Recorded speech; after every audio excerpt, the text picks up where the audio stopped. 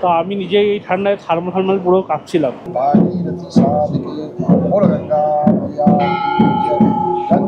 সূর্য উঠলে যে গঙ্গোত্রীর সূর্যের আলো সবার প্রথম এসে পড়ে এই সূর্যকুণ্ডের ওপর।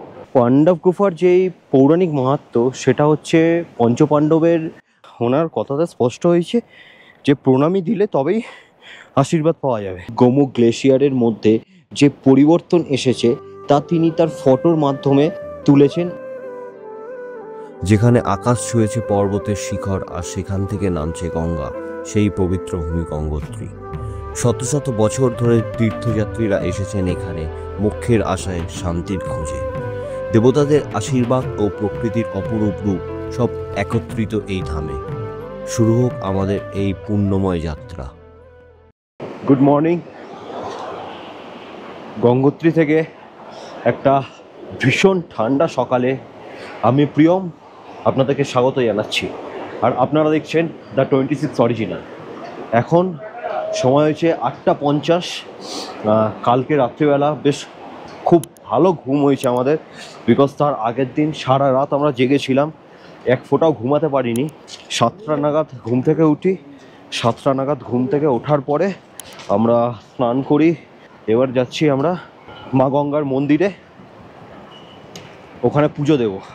কিন্তু যেটা এখানে কোনো রকম ভোডাফোনের নেটওয়ার্ক আপনারা পাবেন না, শুধু দেখলাম জিও আছে আর বিএসএনএল আছে না ভাই, আর বিএসএনএল নেটওয়ার্কে টাওয়ার আপনারা পেয়ে যাবেন। ইভেন জিও 5G ধরছে এখানে নেটওয়ার্ক। এয়ারটেল নেই আমাদের কারোর কাছে, তো এয়ারটেলের টা বলতে পারছি না। বাট যেই টেম্পারেচারটা দেখাচ্ছে, কালকে রাত্রিবেলা টেম্পারেচার নেমেছিল -13-এ, আর এই মুহূর্তে দাঁড়িয়ে এখানে টেম্পারেচার হচ্ছে -5 এরকম কিছু। ভীষণ ঠান্ডা লাগছে, ভীষণ ঠান্ডা লাগছে। তো এই অবস্থার মধ্যে স্নান করে আমরা যাচ্ছি এখন গঙ্গোত্রী মন্দিরে। পুজোটা আগে সকাল সকাল সেরে নিই খালি পেটে, তারপরে গিয়ে ব্রেকফাস্ট করে গঙ্গোত্রীর আশেপাশে আমরা ঘুরবো এবং এই ভিডিওর মাধ্যমে আমি আপনাদের কাছে শেয়ার করব।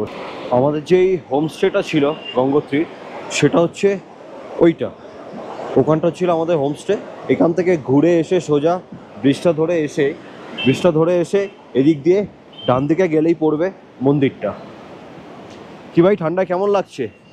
হ্যাঁ, একবার রুম থেকে বেরিয়ে গেলে পরে সেই ঠান্ডাটা অনুভূত হবে না। আচ্ছা।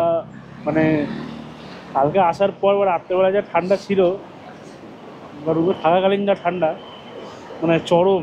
মানে আমার জেনারেলি ঠান্ডাটা একটু কমই লাগে, তো আমি নিজেই এই ঠান্ডায় থার্মাল পুরো কাঁপছিলাম। মানে জাস্ট বলা যাবে না মানে কীরকম মানে ঠান্ডাটা লেগেছে কালকে। ভীষণ ঠান্ডা এখানে। ইভেন কাল থেকে আমাদের ট্রেক স্টার্ট হচ্ছে। জানি না ওখানে টেম্পারেচার অবস্থা কি থাকবে বা কতটা কি আমরা ওখানে থাকতে পারবো।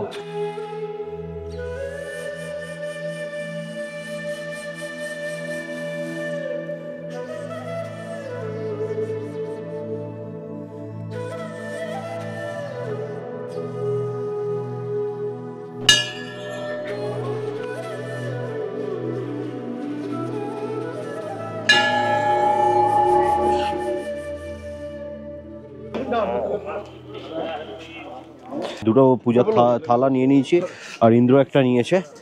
এই ছোটোটার দাম নিল 100 টাকা, এই বড় যেটা রয়েছে এটার দাম নিল 150 টাকা।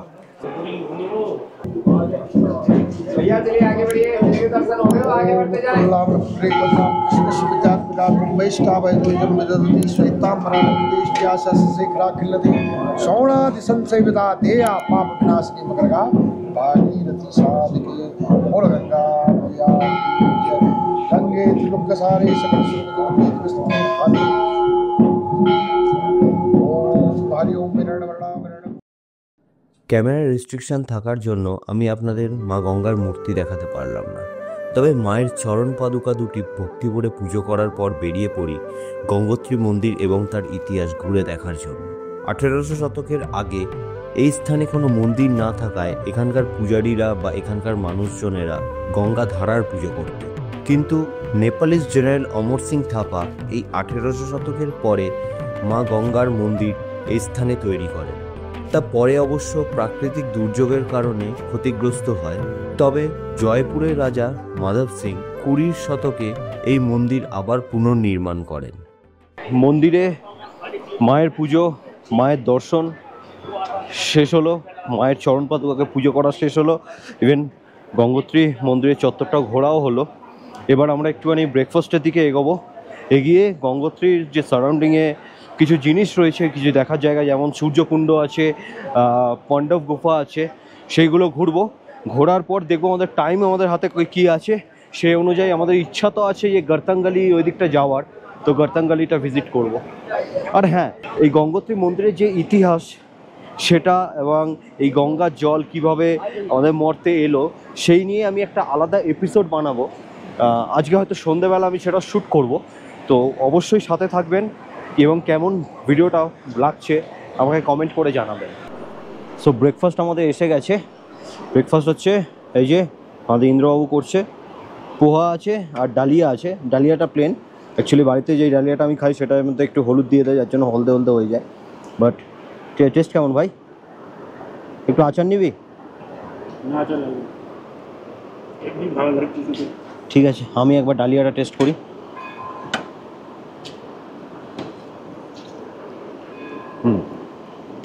সুন্দর লাগছে, বেশ অনেকটা মিষ্টি আছে না ডালিয়াটা? ডালিয়াটা একটু মিষ্টি আছে। হচ্ছে হালুয়া, সল্টি, এই হালুয়াটাই আমার ভালো লাগে। ব্রেকফাস্টের পরে বেরিয়ে পড়লাম এই গঙ্গোত্রীর চারিপাশটা একটুখানি ঘুরে দেখার জন্য। সবার প্রথমে যাব সূর্যকুণ্ড। কথায় আছে যে মানে দেখার ইচ্ছা ছিল বাট উঠতে পারিনি ভোরবেলা। সূর্যের আলো যখন প্রথম গঙ্গোত্রীতে পড়ে, তো গঙ্গোত্রীতে পড়ার আগে সেই প্রথম আলো সূর্যকুণ্ডের ওপরে পড়ে। তো চলুন এই রহস্যময় জায়গাটা একবার দেখে আসি। বাট এর মধ্যে একটা অঘটন ঘটে গেল। আমার আগে যে গোপ্রোটা ছিল, গোপ্রো 9, ওটা জানি না কাজ কেন করছে না। একবার ফিরে এসে সন্ধ্যাবেলা নিয়ে বসে দেখতে হবে আমাকে ওটা নিয়ে। আর এটা গোপ্রো 12 সবে কিনেছি, এটাতে আমি এখন শ্যুটটা স্টার্ট করলাম। ভাগ্যিস আমি কিনেছিলাম, নাহলে হয়তো আমার এই গঙ্গোত্রী ট্রিপের ভিডিও আমি মাঝপথে গিয়ে হয়তো আমি রেকর্ড করতে পারতাম না, বা ফোনেতে আমাকে কাজ চালাতে হতো। আর ফোনেতে সেরকম রেজলিউশনও আসে না বা সেরকম কোয়ালিটি আমি দিতে পারবো না, এটাই প্রবলেম হয়ে গিয়ে দাঁড়াতো। তো যাই হোক, আমরা বেরিয়ে পড়লাম গঙ্গোত্রীর চারিপাশটা ঘুরে দেখার জন্য। সবার প্রথমে আমরা যাব সূর্যকুণ্ড দেখতে।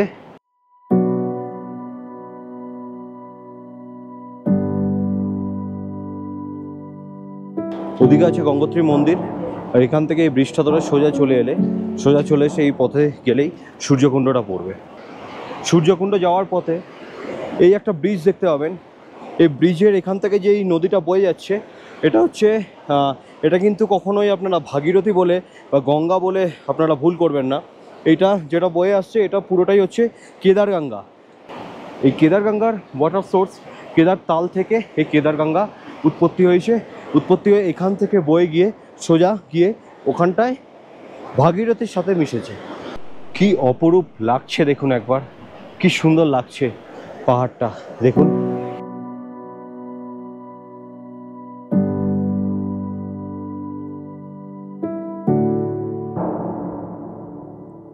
ডান্ডি আশ্রম নামক একটা আশ্রম পাবেন। ওই আশ্রমটা থেকে, ওই আশ্রমের পাশ থেকে দেখবেন আশ্রমের দেওয়ালের মধ্যে লেখা রয়েছে গৌরীকুণ্ড, সূর্যকুণ্ড, তারপর হচ্ছে পাণ্ডব গুফা, ওখানটা লেখা রয়েছে। ইভেন অ্যারো দিয়ে মার্কও করা আছে। সেই অনুযায়ী ওই মার্কটা দেখে আপনারা তার পাশ থেকে একটা রাস্তা সোজা চলে যাচ্ছে সূর্যকুণ্ডের দিকে। এই রাস্তাটা ধরে আপনারা সোজা চলে আসতে পারেন। চলে এসেছি আমি সূর্যকুণ্ডের কাছে। এটা হচ্ছে সূর্যকুণ্ড। এই সূর্যকুণ্ডের পৌরাণিক একটা মাহাত্ম্য আছে। সেই পৌরাণিক মাহাত্ম্যটা হচ্ছে এটাই, যখন গঙ্গোত্রীতে সূর্য ওঠে, সূর্য উঠলে যে গঙ্গোত্রীতে সূর্যের আলো সবার প্রথম এসে পড়ে এই সূর্যকুণ্ডের ওপর।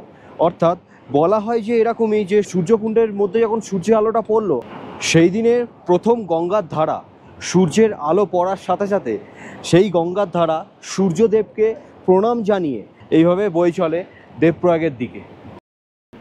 সূর্যকুণ্ড দেখা শেষ করে এবার আমরা যাচ্ছি পাণ্ডব গুফার দিকে। তার আগে একটা জিনিস দেখিয়ে দিচ্ছি, এটা হচ্ছে GNVN। কোনো হোমস্টে বা হোটেলসে যদি না থাকেন তাও আপনারা এখানে থাকতে পারেন। এখানে থাকার জন্য আপনাদেরকে অনলাইন ওয়েবসাইট থেকে বুক করতে হবে। একদম মিনিমাম ফেসিলিটিসের সাথে আপনাদেরকে এখানে থাকতে হবে। সেরকম খুব একটা বেশি চার্জিং পয়েন্টস পাবেন না, গিজার পাবেন না, আরও অনেক রকম অসুবিধা রয়েছে। এগুলো ঠান্ডার সময় এলে হয়তো আপনাদের প্রবলেম হতে পারে, নাহলে হয়তো আপনার এপ্রিল কি মে মাস নাগাদ এসে আপনারা এখানে থাকতেই পারেন। অ্যাকচুয়ালি ব্যাপারটা কি হয়, এখানে তো বলতে গেলে যদি আপনি হিসাব করে দেখেন মাত্র 6 মাসের বিজনেস। সুতরাং 6 মাস এদের এই ব্যবসা চলে, আর 6 মাস এদের এই ব্যবসা চলে না। সুতরাং তাই জন্য এরা সেইভাবে এই সমস্ত জিনিসের ওপর ইনভেস্ট করে না, করতে চায়ও না। তো ওই যখন খুললো, মানে অক্ষয় তৃতীয়ার সময় খুললো, সেই সময় এসে যতটুকু পারলো ঠিকঠাক করে নিয়ে মানুষের থাকার মতো একটা জিনিস তৈরি করলো। করার পর এরা আবার নিজেদের সময়টুকু ওই 6 মাসটা কাটিয়ে নিয়ে আবার যে যা নিজের মতো জায়গায় এরা ফিরে যায়। সূর্যকুণ্ড থেকে প্রায় 2 কিলোমিটার ট্রেক করে আসার পর তবে আপনি পাণ্ডব গুফাতে পৌঁছাতে পারবেন। তো আমরা সবে হাঁটা শুরু করেছি, দেখি কতক্ষণ লাগে 2 কিলোমিটার ট্রেকের জন্য।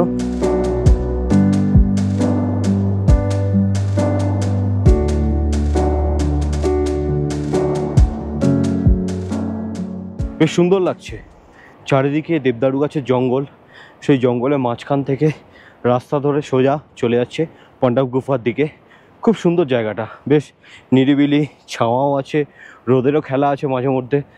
এই ট্রেল ধরে হাঁটতে খুব ভালো লাগবে আপনাদের।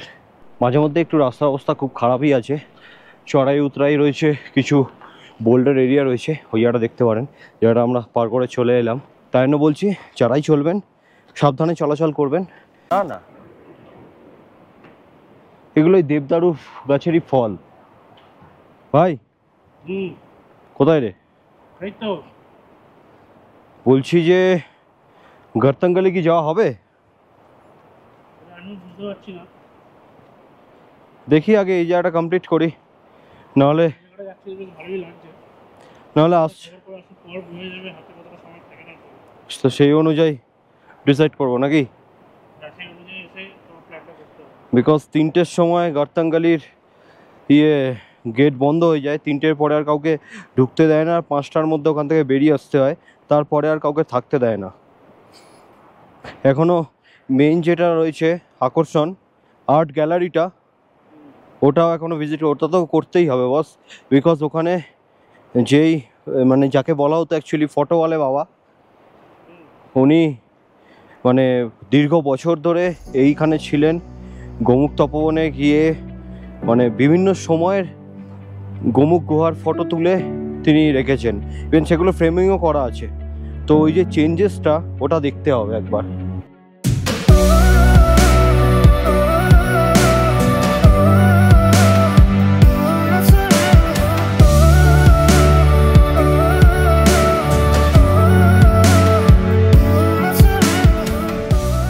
পাণ্ডব গুফা আসার পথে আপনারা অনেক রাস্তা এমন পাবেন যেই রাস্তাটা দুভাগে ভাগ হয়ে গেছে, বাট দেখবেন পাথরের গায়ের মধ্যে মার্ক করা রয়েছে যে পাণ্ডব গুফা যেটা রয়েছে সেটা কোন জায়গা দিয়ে গেলে আপনারা পাবেন। তো সেই মার্কিংগুলো দেখে দেখে আপনারা কিন্তু আসবেন। এখান থেকে ভোজবসা কত কিলোমিটার হবে? ধরে রাখ 19 কিলোমিটার। 19 কিলোমিটার? হ্যাঁ। বাট ভুলভাল বলছিস। না, 19 কিলোমিটার পরে। বিকজ ভাই এখান থেকে চিরবাসা দেখেছিলাম 14 সামথিং কিলোমিটার হবে। হ্যাঁ, তো ব্যাপারটা হচ্ছে চিরবাসা তো আগে পড়ছে। চিরবাসা 14 কিলোমিটার যদি হয় তাহলে তারপরে তো গিয়ে ভোজবাসা পড়ছে। প্রথমে আগে ভোজবসা না আগে চিরবাসা পড়ে? আগে চিরবাসা পড়ে, তারপর ভোজবাসা। 100%। বিকজ ভোজবাসাতে স্টে করবি, তারপরে গিয়ে ওই লোকে তো বলে হয় ভোজবসাতে স্টে বা চিরবাসাতে স্টে। না, চিরবাসাতে অনেকে অনেক রকম হয় ট্রেকটা প্ল্যান করে। চিরবাসাতে আগে করে, তারপর ভোজবাসায় করে, তারপরে তপবন করে। বা যারা তপবন যায় না তারা ওটা দেখে এনে সোজা চলে আসে, আবার ভোজবাসাতে ফিরে আসে। তারপরে ধর আমরা রাস্তাটা হারিয়ে গেলাম, কোন দিকে যাবো সেটা বল। তর্ক করতে করতে আমরা রাস্তাটা গুলিয়ে ফেলেছিলাম। আমরা ওই সাইডটায় চলে গেছিলাম পাণ্ডব গুফা খুঁজতে খুঁজতে।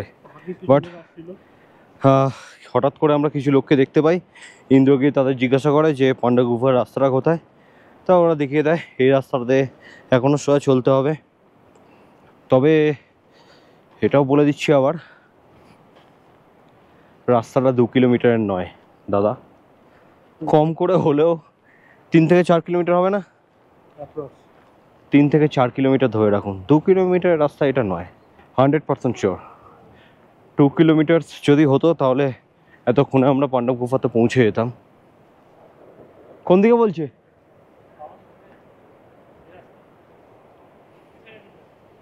আচ্ছা, বললো কাছাকাছি চলে এসেছি।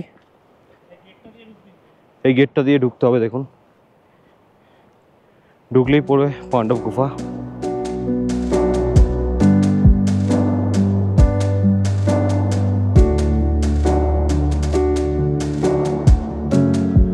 আসার পথে আপনারা অনেক গুহা পাবেন, বাট এটা হচ্ছে পাণ্ডব গুফা, যার এখানে একটা গেট পাবেন, ভিতরে বাবাজিও আছে। আমি ভিতরে যাব এখন, গিয়ে একটু দর্শন করে আসব। চলুন তাহলে ভিতরে যাই।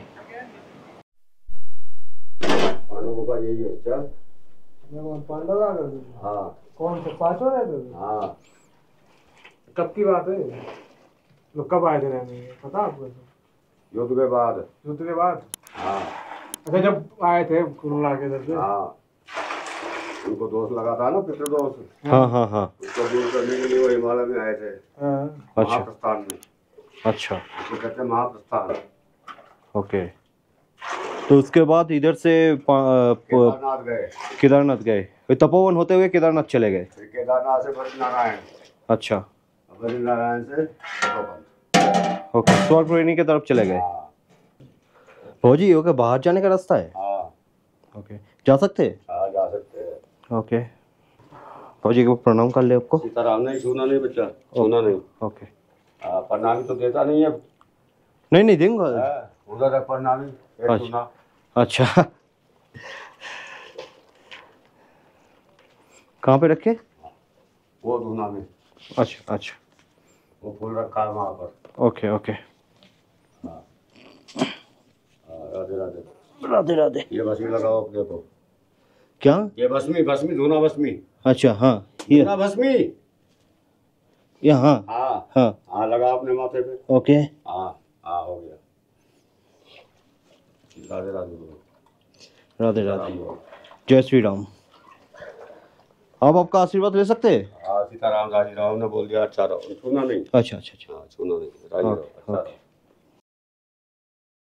পাণ্ডব গুফার যেই পৌরাণিক মাহাত্ম্য, সেটা হচ্ছে পঞ্চপাণ্ডবের মহাভারতের যুদ্ধের পর আপনারা সবাই জানেন যে পঞ্চপাণ্ডবের পিতৃদোষ লেগেছিল। সেই পিতৃদোষ কাটানোর জন্য তাদেরকে মহাদেবের আশীর্বাদ নেওয়াটা তাদের খুব দরকার ছিল, তারপরেই তারা স্বর্গের দিকে যেতে পারতো।